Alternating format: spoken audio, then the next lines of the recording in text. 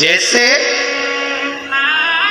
विजयदशमी के दिन समर्पित की गई शमी का एक पत्ता, महादेव को अगर एक शमी का पत्ता विजयदशमी के दिन समर्पित कर दिया जाता है तो जिंदगी में कभी वैभव और धन की कमी नहीं आती। उसी तरह इस हृदय को शिव तत्व में समाहित कर रखना।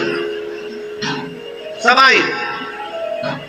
एक कथा आप लोगों ने सुनी होगी, महर्षि वर्तंतु,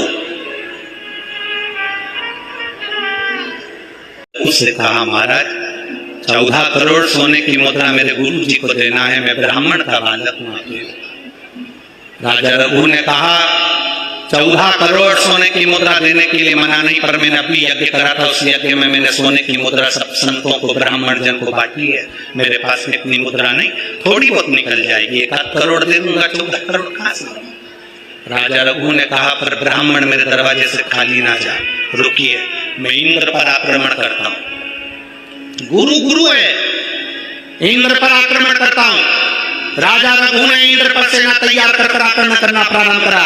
इंद्र का सिंहासन डोलने लगा। इंद्र दौड़ते दौड़ते भगवान ब्रह्मदेव के पास में गए। राजा रघु इंद्र पर आक्रमण कर रहे हैं, इंद्र लोक पर आ रहे हैं, क्या करा जाए। एक बच्चे को 14 करोड़ सोने की मुद्रा चाहिए, गुरु ने मांगी, इसीलिए लेकर जा रहा है।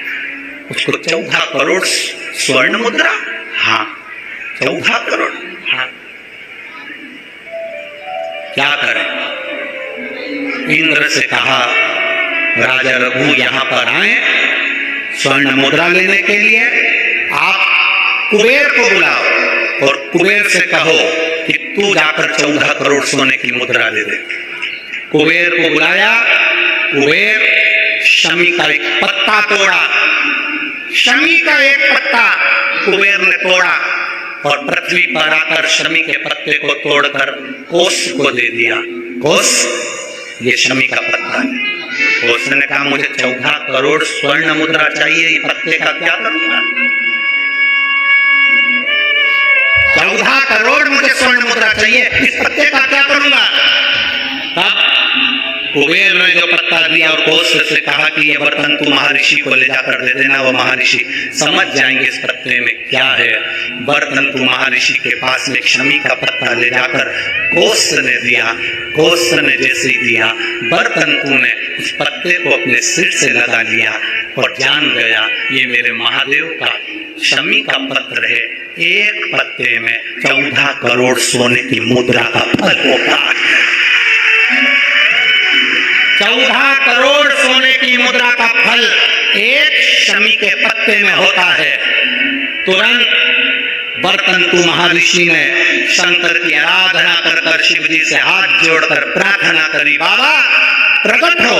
देवाधिदेव महादेव प्रकट होकर कहते हैं वर्तंतु मांगो तुम्हें क्या चाहिए। वर्तंतु कहते हैं बाबा शारदीय नवरात्रि पूर्ण होने पर जो विजयदशमी आए, उस दशमी के दिन जो एक शमी का पत्र भूलवश भी महादेव को समर्पित कर दे, उसकी जिंदगी में कभी संपदा की कमी ना आए।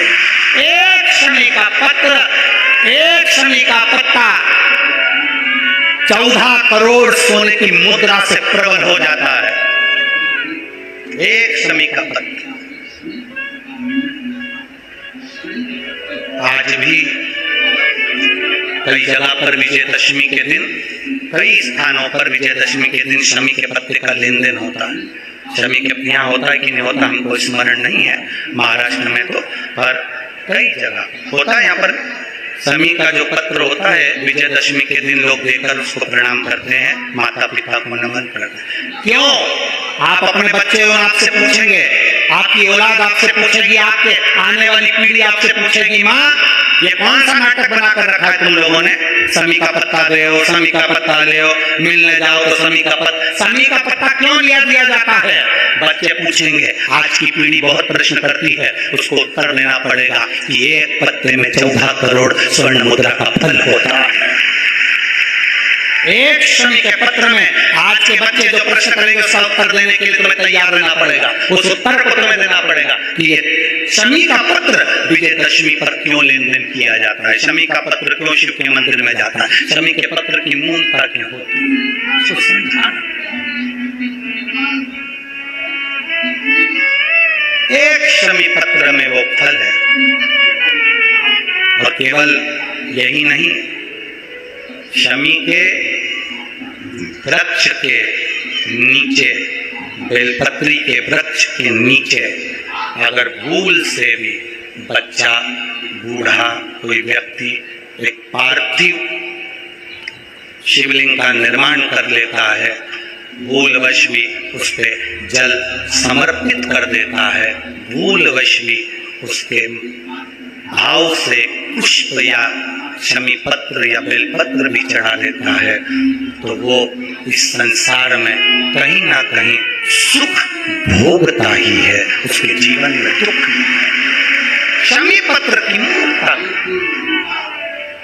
शमी पत्र की मूर्ता क्यों कहते हैं? नारी के गर्भ में बच्चा रहे, नारी के गर्भ में संतान रहे। डॉक्टर कह रहे हैं वो संतान विकलांग हो सकती है, डॉक्टर कह रहे हैं कि वो संतान मानसिक विकलांग हो सकती है, डॉक्टर कह रहे हैं वो संतान बेकार हो सकती है। पत्र है लेकिन